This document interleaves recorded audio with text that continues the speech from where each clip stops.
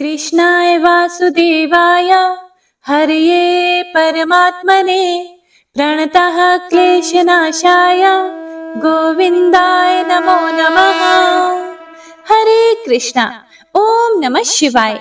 संगीता धर्म सागर चैनल परिवार में आप सभी भक्तों का दिल से स्वागत है।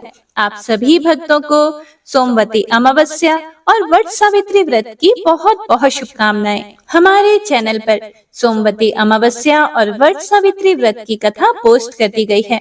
आज के दिन पूजा पाठ करने और व्रत कथा सुनने मात्र से पितृदोष से मुक्ति मिलती है, रोग और दरिद्रता का नाश हो जाता है और घर खुशियों से भर जाता है। सुख सौभाग्य और धन धान्य की प्राप्ति होती है, अखंड सौभाग्य बना रहता है। तो आप सभी भक्तजन एक बार इन कथाओं को जरूर सुनिएगा और भगवान का आशीर्वाद प्राप्त कीजिएगा। तो आइए आज हम ज्येष्ठ मास महात्म्य के 14वें अध्याय का रसपान करेंगे। तो आइए सबसे पहले सुनते हैं आज की पुण्य फल देने वाली कथा। इसके बाद महात्म्य कथा सुनेंगे।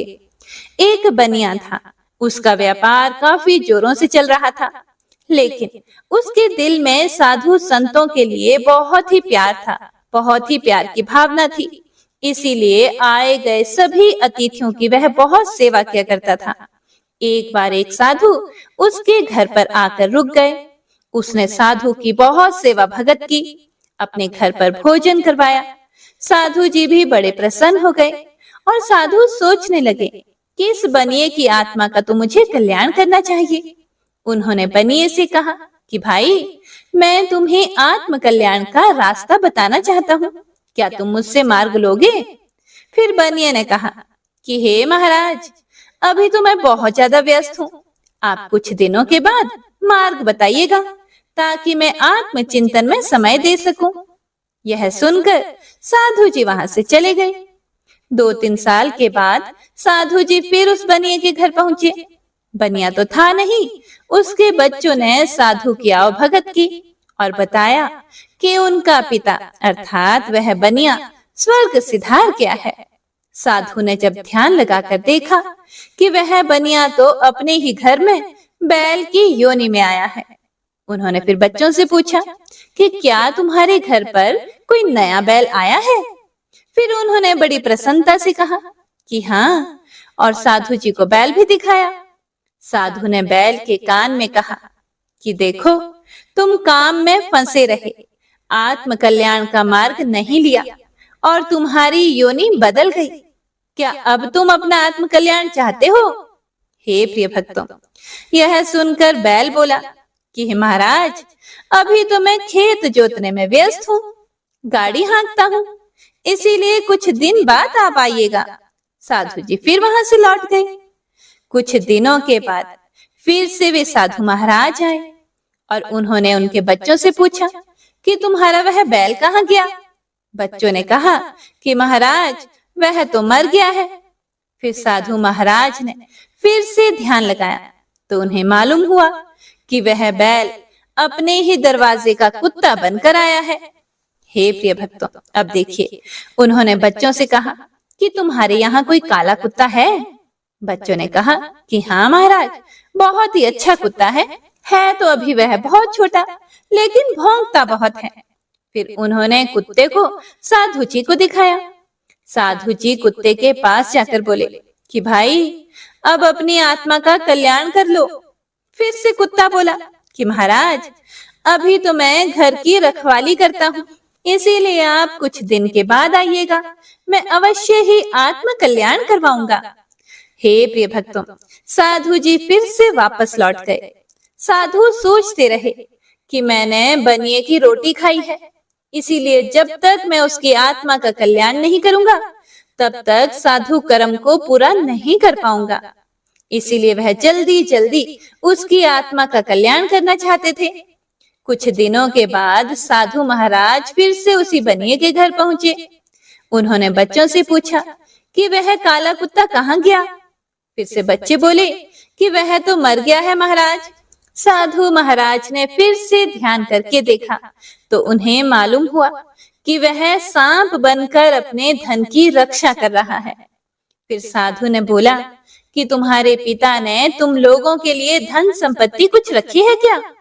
फिर वे बोले कि महाराज रखी तो है, लेकिन जब हम उसे लेने जाते हैं तो वहां पर एक सांप आकर बैठ गया है, वह फुफकार मारता है। फिर साधु ने कहा कि तुम मेरी बात मान लो, तुम लोग डंडे लेकर चलो, मैं तहखाना खोलूंगा, वह सांप फुकार मारेगा, तुम लोग उसे डंडे से मारना, लेकिन एक बात ध्यान में रखना कि उसके सिर पर चोट ना लगे, नहीं तो वह मर जाएगा। मरे नहीं, बस वह घायल हो जाए। बच्चों ने भी वैसा ही किया जैसा साधु महाराज ने कहा।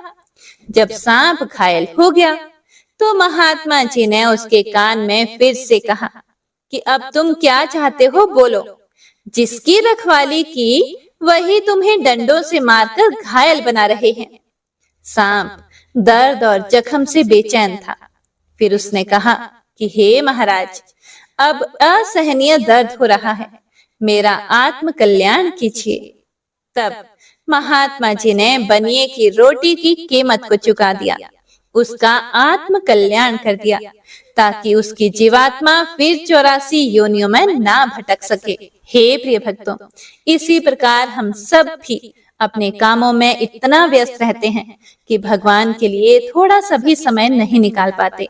हे प्रिय भक्तों, याद रखिए, कलयुग केवल नाम आधारा, सिर्फ नाम जप करके भक्ति, प्रेम, मुक्ति सब कुछ पाया जा सकता है। इसीलिए प्रेम से, मन से, भाव से, हर सांस के साथ जप करते रहिए। हरे कृष्ण कृष्ण कृष्ण हरे हरे, हरे राम राम राम हरे हरे, हरे कृष्णा। हे प्रिय भक्तों, तो आइए अब सुनते हैं आज की महत्तम कथा। पिछले अध्याय में स्कंद जी कहने लगे कि हे ऋषियों, इंद्र ने सारा वृतांत जाकर भगवान विष्णु को सुना दिया। भगवान विष्णु ने इंद्र से सारा वृतांत सुनकर इंद्र को अदृश्य होने वाली विद्या दी और उनसे कहा कि तुम अदृश्य होकर यज्ञ का घोड़ा हर कर कपिल ऋषि के आश्रम में छुपा दो।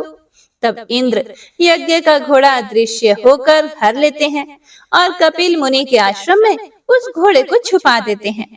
घोड़े के हरण की बात पता चलते ही सगर पुत्र उसे खोजते हुए कपिल ऋषि की गुफा में पहुंचते हैं और घोड़े को वहां देखकर कपिल ऋषि को चोर समझकर उन्हें अपशब्द कहने लगते हैं, जिससे कपिल ऋषि ने उन्हें अपने नेत्राग्नि से भस्म कर दिया।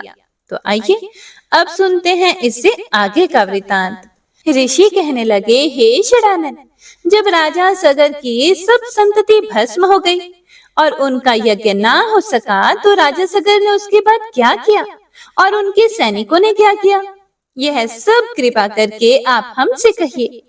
फिर स्कंद जी कहने लगे, हे शौनक ऋषियों, बिल के द्वार पर स्थित सैनिक लोग विवहल होकर और बिल की उस अग्नि ज्वाला से संतप्त होकर राजा सगर को समाचार सुनाने के लिए गए और वहां जाकर कहा कि आपके पुत्रों ने जब यज्ञ के घोड़े को कहीं नहीं देखा तो अपने हाथों से पृथ्वी तल को खोद डाला। उसके अंदर उस बिल से मिला हुआ 100 योजन के विस्तार में एक गुफा मिली। उसके अंदर बहुत से सैनिकों सहित आपके पुत्र सबके सब चले गए और हम सब लोगों को बिल के द्वार पर रोक दिया गया। कितने ही दिनों तक, जब तक वह बाहर नहीं आए और हमको बिल के द्वार पर खड़े रहने के कारण कुछ पता नहीं लगा कि वे अंदर क्या कर रहे हैं। इतने में ही पाताल के समान वह बिल अग्नि से पूर्ण हो गया और हम लोग अग्नि ज्वाला में व्याप्त हो गए। फिर हम लोग वापस आकर समाचार आपसे निवेदन किया। हे राजन, उनकी क्या गति हुई? मुग्ध हो जाने के कारण हम कुछ नहीं जान सके।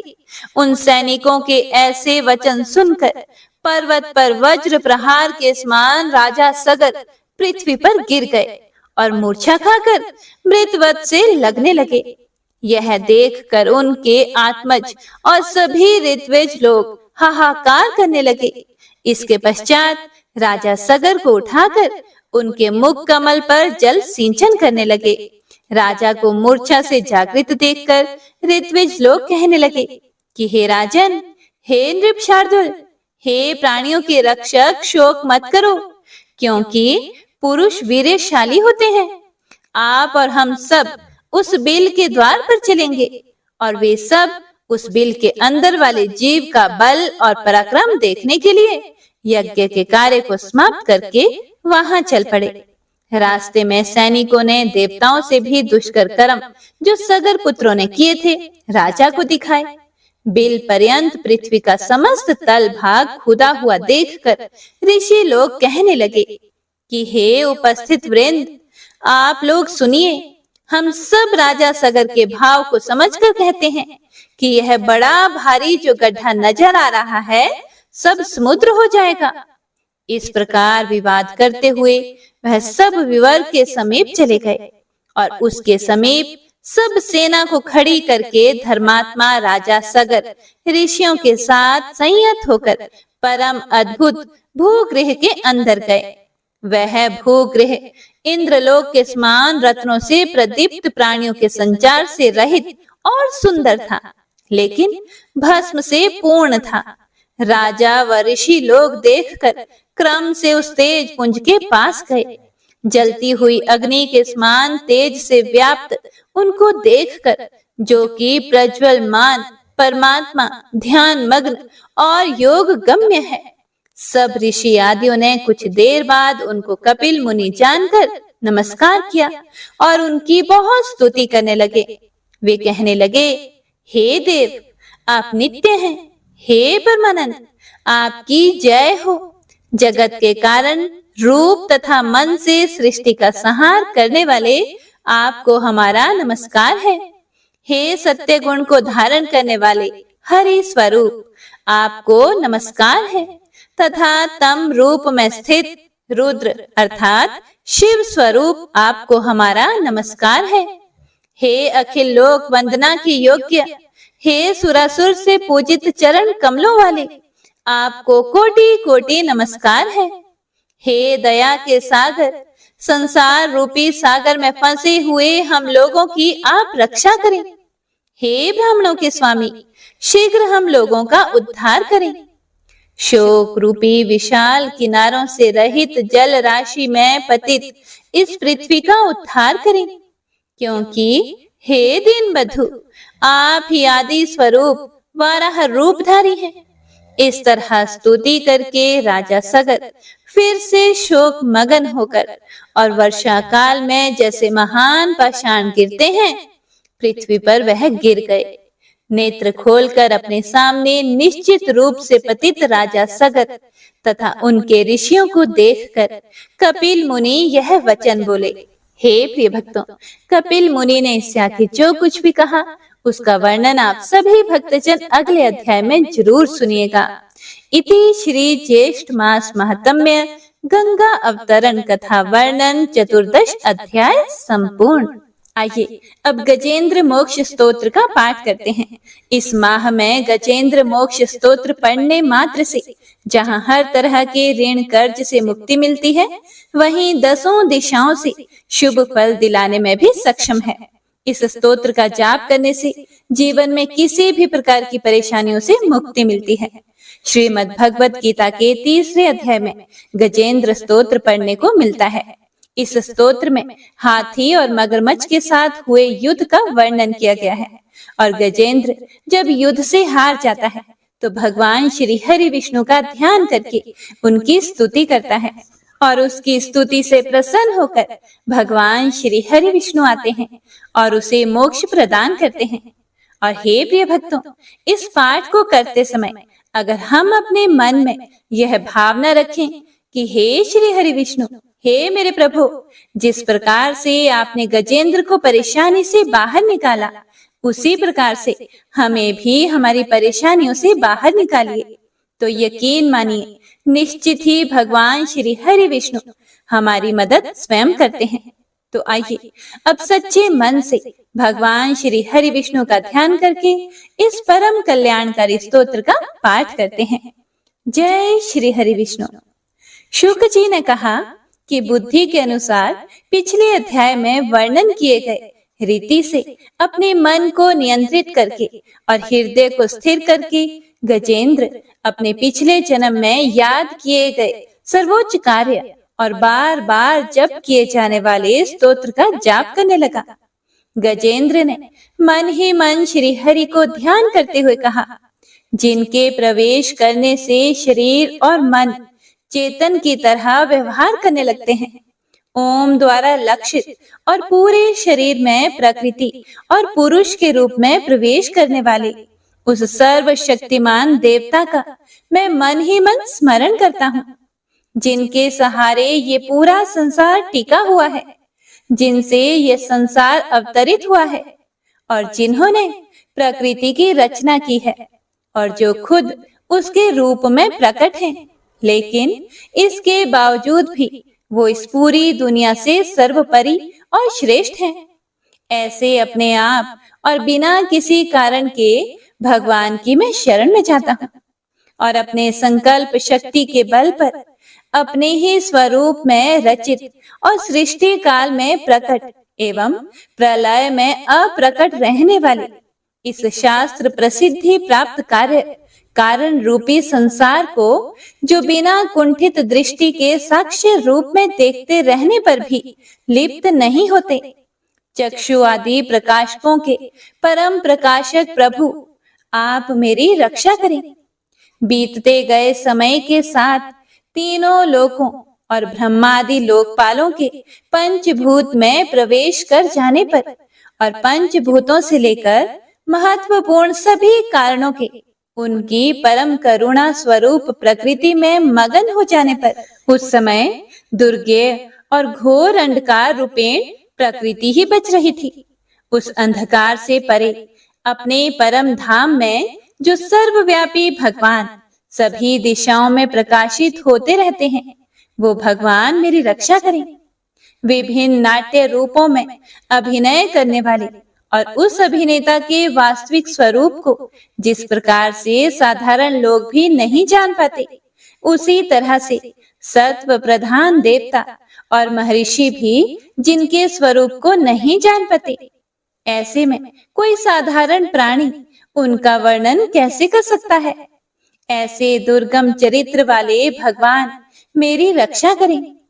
अनेकों शक्ति से मुक्त सभी प्राणियों को आत्म बुद्धि प्रदान करने वाले, सबके बिना कारण हित और अतिशय साधु स्वभाव ऋषि मुनिजन, जिनके परम स्वरूप को देखने की इच्छा के साथ वन में रहकर अखंड ब्रह्मचर्य तमाम अलौकिक व्रतों को नियमों के अनुसार पालन करते हैं, ऐसे प्रभु ही मेरी गति हैं।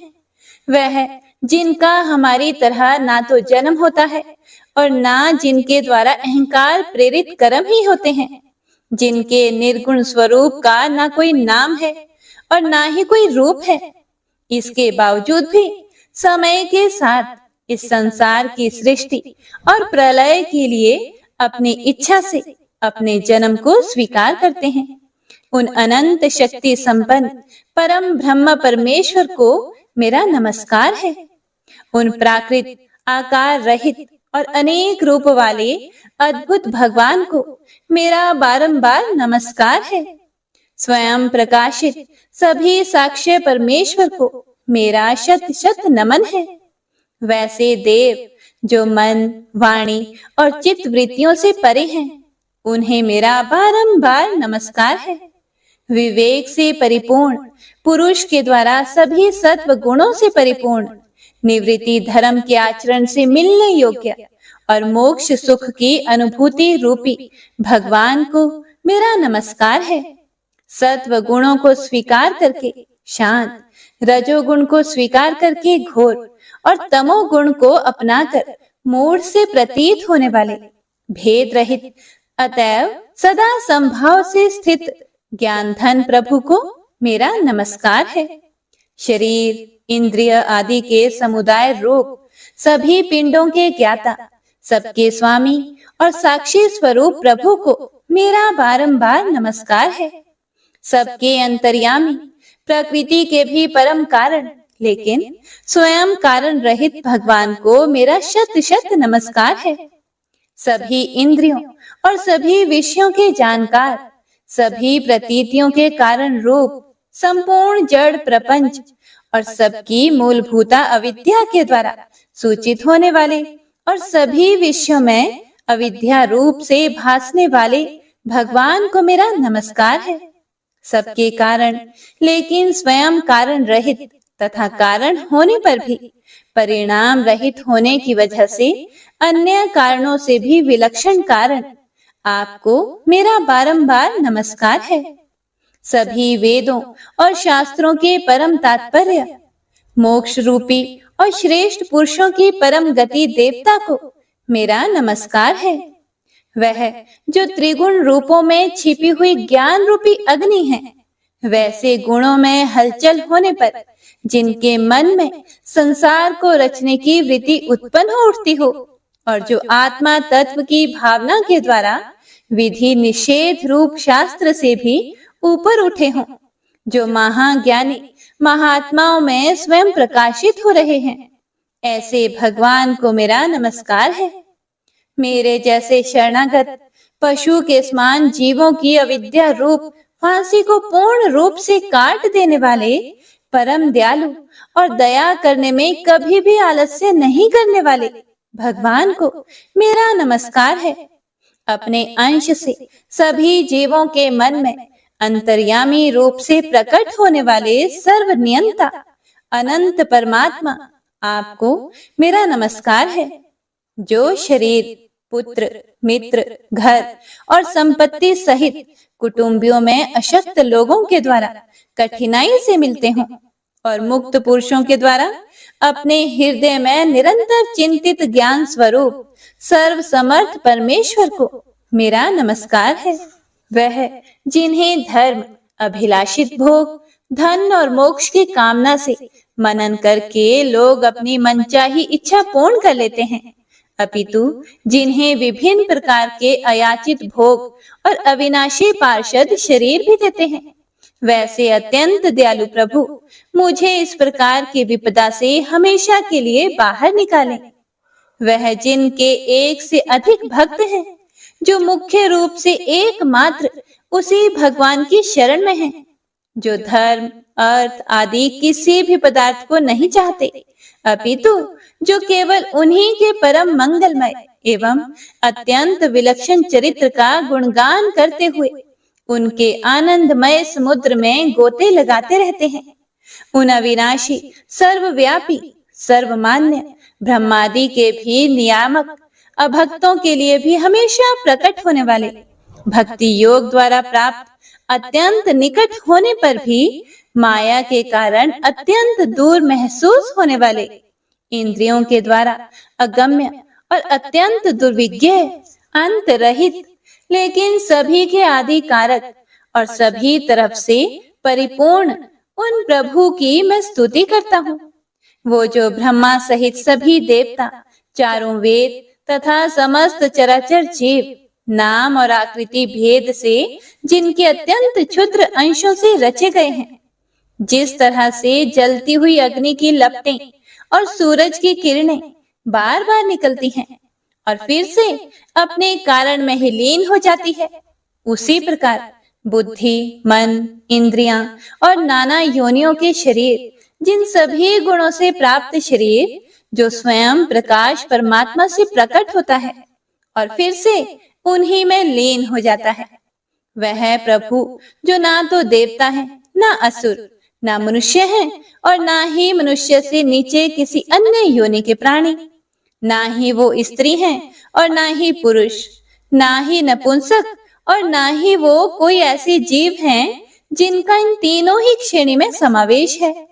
वो ना तो गुण है, ना कर्म, वो ना ही कार्य है और ना ही कारण। इन सभी योनियों का निषेध होने पर जो बचता है, वही उनका असली रूप है और वे ही सब कुछ हैं। ऐसे प्रभु मेरा उत्थान करने के लिए प्रकट हो। अब मैं इस मगरमच्छ के चंगुल से आजाद होने के बाद जीवित नहीं रहना चाहता। इसकी वजह ये है कि मैं सभी तरफ से अज्ञानता से ढके इस हाथी के शरीर का क्या करूं? मैं आत्मा के प्रकाश से ढक देने वाले अज्ञानता से युक्त इस हाथी के शरीर से मुक्त होना चाहता हूँ, जिसका काल क्रम से अपने नाश नहीं होता, बल्कि ईश्वर की दया और ज्ञान से उदय हो पाता है। इस प्रकार से मोक्ष के लिए लालायित संसार के रचयिता, स्वयं संसार के रूप में प्रकट, लेकिन संसार से परे, संसार में एक खिलौने की भांति खेलने वाले, संसार में आत्म रूप से व्याप्त, अजन्मा, सर्वव्यापी एवं प्रापत्य वस्तुओं में सर्वश्रेष्ठ श्री हरि का केवल स्मरण करता हूँ और उनकी शरण में जाता हूँ, जिन्होंने भगवत भक्ति रूपी योग के द्वारा कर्मों को जला डाला है, जिन्हें समस्त योगी ऋषि अपने योग के द्वारा अपने शुद्ध हृदय में प्रकट देखते हैं। उन योगेश्वर भगवान को मेरा नमस्कार है। वह जिनके त्रिगुणे शक्तियों का राग, रूप, वेग और असह्य है, जो सभी इंद्रियों के विषय रूप में मौजूद हैं। वह जिनकी इंद्रियां समस्त विषयों में ही बसी रहती है। ऐसे लोगों को जिनको मार्ग मिलना भी संभव नहीं है, वैसे शरणागत एवं अपार शक्तिशाली वाले भगवान, आपको मेरा बारंबार नमस्कार है। जिनकी अविद्या नाम के शक्ति के कार्य रूप अहंकार से ढके हुए हैं, वह जिनके रूप को जीव समझ नहीं पाते हैं, ऐसे अपार महिमा वाले भगवान की मैं शरण लेता हूँ। हे प्रिय भक्तों, श्री सुखदेव जी कहते हैं कि वह जिसने पूर्व प्रकार से भगवान के भेद रहित सभी निराकार रूप का वर्णन किया था, उस गजराज के करीब जब ब्रह्मा आदि अन्य कोई भी देवता नहीं आए, जो अपने विभिन्न प्रकार के विशेष विग्रहों को ही अपना रूप मानते हैं, ऐसे में साक्षात विष्णु जी, जो सभी के आत्मा होने के कारण सभी देवताओं के रूप हैं, तब वह वहां पर प्रकट हुए। गजराज को इस प्रकार से दुखी देखकर और उसके पढ़े गए स्तुति को सुनकर चक्रधारी प्रभु इच्छानुसार वेग वाले गरुड़ की पीठ पर सवार होकर सभी देवों के साथ उस स्थान पर पहुंचे जहां वह गज था। गज अर्थात हाथी था। सरोवर के अंदर महाबलशाली मगरमच्छ द्वारा जकड़े और दुखी उस हाथी ने आसमान में गरुड़ की पीठ पर बैठे और हाथों में चक्र लिए भगवान श्री हरि विष्णु को आते हुए जब देखा, तो वह अपनी सूंड में पहले से ही उनकी पूजा के लिए रखे कमल के फूल को श्री हरि पर बरसाते हुए कहने लगा, सर्व पूज्य भगवान श्री हरि नारायण, आपको मेरा प्रणाम है। सर्व पूज्य भगवान श्री हरि, आपको मेरा नमस्कार है। लाचार हाथी को पीड़ित देखकर श्री हरि विष्णु गरुड़ से नीचे उतरकर सरोवर में उतर आए और वह दया से प्रेरित होकर ग्राह सहित उस गज को तुरंत ही सरोवर से बाहर निकाल आए और देवताओं के देखते ही देखते अपने चक्र से मगरमच्छ के गर्दन को काट दिया और हाथी को उस पीड़ा से बाहर निकाल लिया। तो इसी के साथ गजेंद्र मोक्ष स्तोत्र संपूर्ण हुआ। तो सभी एक बार प्रेम से बोलिए, भगवान श्री हरि विष्णु की जय।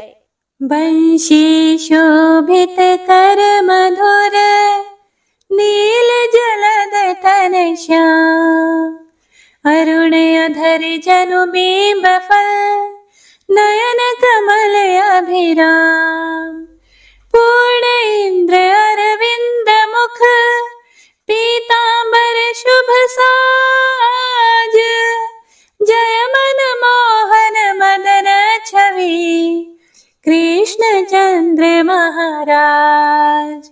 जय यदुनंदन जय जगवंदन, जय वसुदेव देवकी नंदन, जय यशोदासुत नंद दुलारे, जय प्रभु भक्तन के धृत तारे, जय नटनागर नागन थैया कृष्ण कन्हैया धेनु चरैया, पुनि नख पर प्रभु गिरिवर धारो, आओ दीनन कष्ट निवारो, वंशी मधुरे अधर धर तेरे, होवे पूर्ण मनोरथ मेरी, आओ हरि पुनि माखन चाखो, आज लाज भारत की राखो, गोल कपोल चिबुक करुणारे, मृदु मुस्कान मोहिनी डारे, रंजित राजीव नयन विशाला मोर मुकुट वैजंती माला।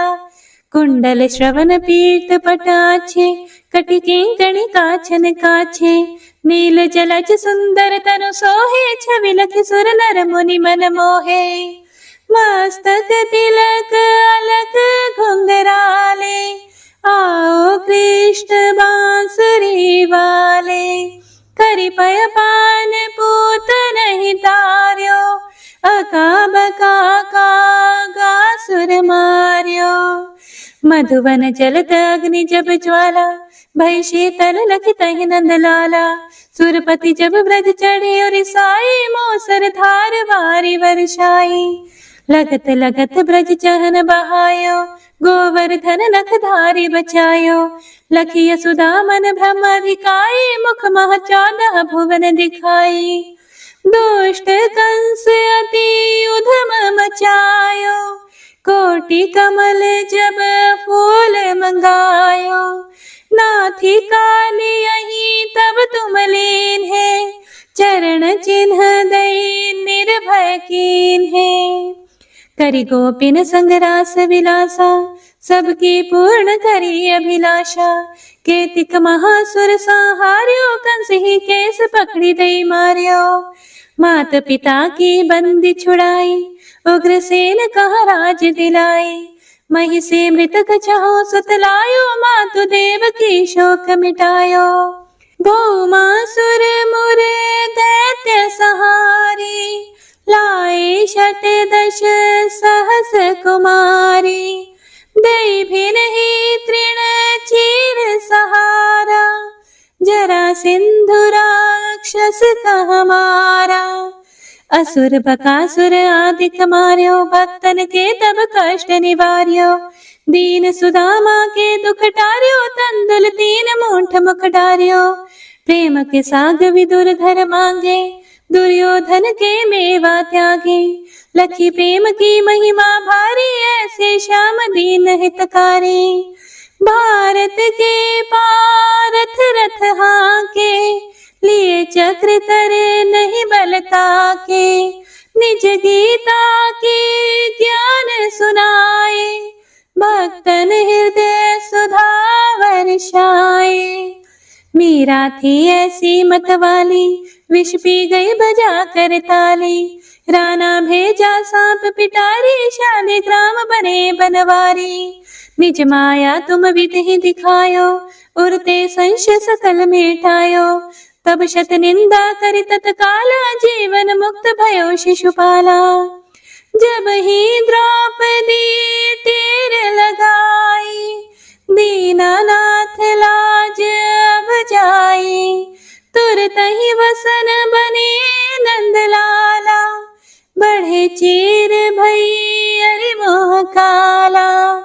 असनाथ के नाथ कन्हैया डूबत भंवर बचावत नैया। सुंदर दास आसुर धारी दया दृष्टि कीजे बनवारी। नाथ सकल मम कुमति निवारो क्षमहु बेगी अपराध हमारो। खोलो पट अब दर्शन दीजिए बोलो कृष्ण कन्हैया की जय। बोलो कृष्ण कन्हैया की जय। बोलो कृष्ण कन्हैया की जय। यह 40वां कृष्ण का पाठ करे उरधारी। अष्ट सिद्धि नवनिधि फल लहे पदारथ चारी। जय श्री कृष्ण।